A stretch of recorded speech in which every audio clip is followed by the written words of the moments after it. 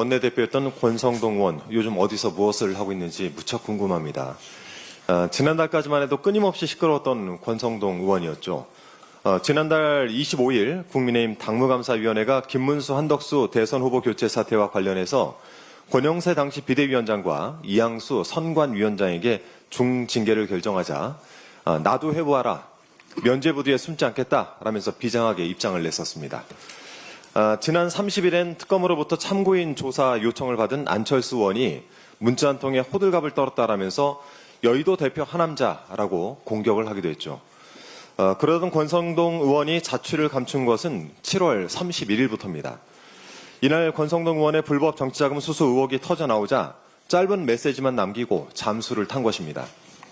통일교로부터 1억 원대의 정치자금을 받았다라는 보도는 전혀 사실이 아니다라면서 정치 공작과 악의적 왜곡에 대해선 단호히 대응하겠다라는 입장을 냈었습니다.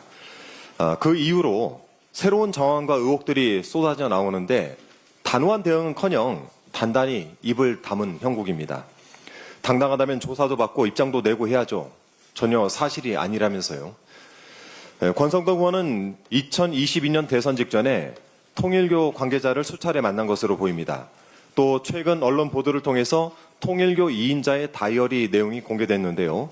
2022년 1월 5일 여의도의 한 최고급 중식당에서 권성동 의원을 만난 것으로 기록이 돼 있고 큰 거 한 장 서포트라고 적혀 있었다고 합니다. 큰 거 한 장 지원했다는 뜻이겠죠. 그 2인자가 권성동 의원에게 보낸 문자 메시지에는 이렇게 쓰여 있었습니다. 윤석열 후보를 위해 써달라. 윤석열을 위해서 내가 지원한 큰 거 한 장 써달라라는 의미겠습니다. 궁금한 건 큰 거 한 장은 대체 얼마입니까? 세간에 알려진 1억 원입니까? 그 큰 거 한 장을 내란 속에 윤석열을 위해서 쓴 게 맞습니까? 그런데 권성동 의원은 큰 거 한 장만 받은 게 아니었습니다. 이 통일교 2인자는 특검 조사에서 권성동 의원이 2022년 2월 그리고 3월 통일교의 천정궁을 2차례 방문했다라고 진술하기도 했습니다. 이때 권성동 의원이 통일교 총재에게 큰절을 하고 쇼핑백을 2차례 받아갔다는 것인데요. 여기서 또 궁금해집니다. 그 쇼핑백, 그 안에 뭐가 들어있습니까?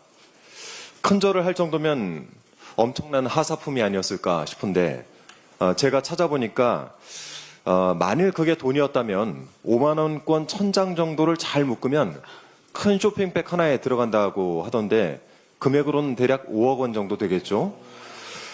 과거 평창 동계올림픽 유치 직후에 이명박을 만난 자리에서 큰절을 올렸다는 권성동 의원의 전적을 생각해 본다면 아무래도 상당한 것이 들어있지 않을까 싶습니다. 만약 권성동 의원이 개인적인 일탈을 저질러 착복을 했다라면 권 의원 혼자 정치자금법 위반 혐의를 쓰면 됩니다. 하지만 이 자금이 윤석열 당시 대통령 후보에게 흘러 들어갔다라고 한다면 얘기는 달라지죠. 2022년 3월에 치러진 제20대 대통령 선거는 불법 자금으로 치러진 불법 선거가 되는 것이고 캄보디아, ODA를 비롯한 각종 이권과 특혜를 대가로 제공해 주려고 한 뇌물성 비리, 즉 국정농단 사건이 되는 것입니다. 이 햄릿에 죽느냐 사느냐 그것이 문제로다라는 독백이 있죠. 제가 볼 때 지금 권성동 의원에겐 혼자 죽느냐 다 같이 죽느냐 그것이 문제인 것 같습니다. 민주당은 오늘 말씀드린 것과 관련해서 권성동 의원을 국회 윤리위에 제소하고 관련해 형사 고발을 진행하겠습니다.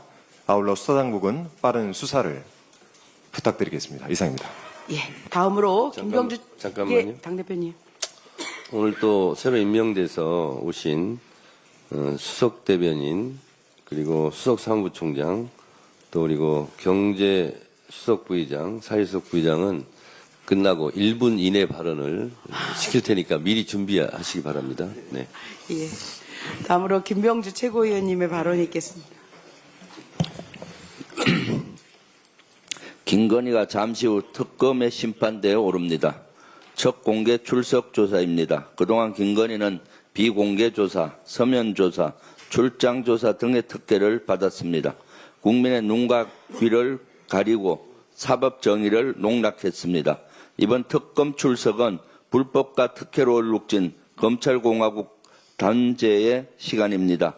검사들을 호령하고 법을 농단하던 윤건희 일가는 더 이상 법의 정의를 피하지 못할 것입니다. 김건희는 죄를 자복해야 합니다. 16가지 범죄 의혹에 대해 국민께 진심으로 사죄할 마지막 기회입니다. 만약 이번에도 진실을 외면하고 요사한 변명과 법꾸라지식 회피로 일관한다면 국민적 분노는 법의 심판을 넘어 역사의 심판으로 이어질 것입니다. 이번 특검 조사는 특권과 반칙을 무찌르고 공정한 사회를 회복하는 시금석입니다. 민주당은 김건희 범죄에 대한 모든 의혹이 명명백백히 밝혀질 수 있도록 매 눈으로 지켜보겠습니다. 이종호 브렉펄 인베스터 대표가 구속됐습니다. 도이치모터스 주가 조작 의혹 당시 김건희의 계좌를 관리했던 장본인입니다. 개미 투자자들의 피눈물을 흘리게 한 장본인입니다. 이런 가운데 김건희와 연루된 도이치모터스의 실체가 또 드러났습니다. JTBC 보도에 따르면 수협은행은 담보도 지급 보증도 없이 한 회사에 100억 원을 대출해 줬습니다. 그런데 그 회사가 바로 김건희가 연루된 주가 조작으로 재판을 받던 도이치모터스입니다. 대출이 이루어진 시점은 2023년 3월 성관이가 성접대 혐의로 수협회장을 수사 의뢰한 직후입니다. 수사를 무마하기 위해 특혜성 대출을 해준 것은 아닌지 의심됩니다. 특검은 이 부분에 대해서도 철저히 수사해 주시기 바랍니다. 윤건희 일가의 추락은 끝이 없습니다. 체포 거부가 아니라 더워서 옷을 벗었다는 윤석열의 주장은 명백한 거짓으로 보입니다. JTBC 보도에 따르면 당시 상황은 CCTV 영상에 고스란히 담겼습니다. 윤석열은 멀쩡하게 수의를 입고 있다가 특검 수사팀이 잠시 자리를 비운 사이 옷을 벗고 드러누웠다고 합니다.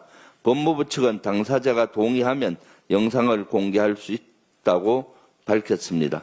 윤석열 씨, 자신 있으면 CCTV 공개에 동의하십시오. 동의하지 않으면 입벌굴한 수식어는 당신의 이름 앞에 각인될 것입니다. 방송법 개정안이 어제 오후 국회 본회의를 통과했습니다.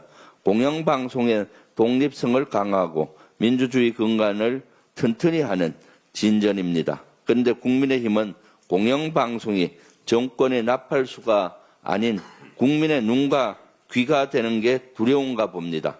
필리버스터까지 동원하며 언론개혁 발목 잡기를 멈추지 않고 있습니다. 이제 국민의힘은 독재시대 수구 언론관에서 깨어나야 합니다. 공영방송은 특정 정당의 소유물이 아닙니다. 국민 모두의 것입니다. 민주당은 철저한 언론개혁으로 국민의 편에서 국민을 위해 복무하는 진정한 방송의 기능을 복구하는 데 최선을 다하겠습니다. 이상입니다. 예, 다음으로 아직 따끈따끈한 황명선 최고위원의 발언을 듣도록 하겠습니다. 네, 오늘 김건희 특검이 김건희 피의자 신분으로 소환합니다. 3년 동안 덮여있는 진실을 드러내는 날입니다. 특히 특검 조사는 윤석열 정권 국정농단의 심장을 겨누는 날카로운 칼끝이어야 합니다. 우리 국민들은 박근혜 국정농단 사태를 똑똑히 기억하고 있습니다. 그 국정농단을 누구보다 가까이서 지켜본 홍준표 전 대구시장이 이렇게 경고했습니다. 김 여사에 대한 특검 수사는 앞으로 국민들에게 크나큰 충격이 될 것이다. 우크라이나 전쟁 재건을 미끼로 한 주가 조작은 상상을 초월하는 국정농단 사태다. 2023년 7월 대통령 부부는 예정도 없던 우크라이나를 전격 방문을 강행했습니다. 그 직후 삼부토건 주가는 폭등했고 경영진은 단숨에 369억 원의 부당이익을 챙겼습니다. 도이치모터스 주가 조작, 전추 의혹의 중심에 있던 김건희가 국가 외교무대까지 사익을 악용했다는 의혹입니다. 보수의 대표주자조차 이런 경고를 하는데 더 무슨 변명이 필요하겠습니까? 사실이라면 박근혜 시절 승마 지원은 비교조차 되지 않는 천일공노한 국정농단입니다.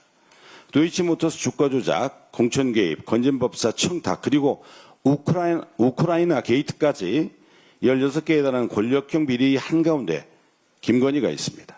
이 모든 사건의 본질은 하나입니다. 비선이 권력을 틀어쥐고 사유화하고 그 힘으로 사익을 챙기는 국정농단입니다. 특검에 분명하게 요구합니다. 김건희 사건은 단순한 개인 비위가 아니라 역대 정권 중 최악의 권력 사유화 범죄입니다. 권력 사유화로 전모를 낱낱이 파헤치고 외교까지 동원된 경위와 결정 과정, 배후와 이익 구조까지도 철저하게 파헤쳐내야 합니다. 늦었지만 특검이 지난 3년간 굳게 닫혀있던 진실의 문을 활짝 열고 국민이 납득할 때까지 끝까지 멈추지 않길 바랍니다. 오늘이 그 시작입니다. 국민의힘은 필리버스터를 빙자한 아무 말 대잔치로 민주적 절차를 훼손하는 행위를 즉각 중단해야 합니다. 어제 국회 본회의에서 공영방송의 독립성과 투명성을 위한 방송 3법이 국민의힘 필리버스터로 불구하고 통과됐습니다. 방송 3법 통과는 이재명 정부가 주권자 국민들께 방송을 돌려드리고 정치 권력이 더 이상 방송을 장악하지 않겠다는 대국민 선언입니다. 이재명 정부는 공영방송 사장 낙하산 임명, 방송통신의 파행, 편파적 보도 개입 등으로 방송계를 전쟁터로 만든 윤석열 정부와는 전혀 다른 길을 가고 있습니다.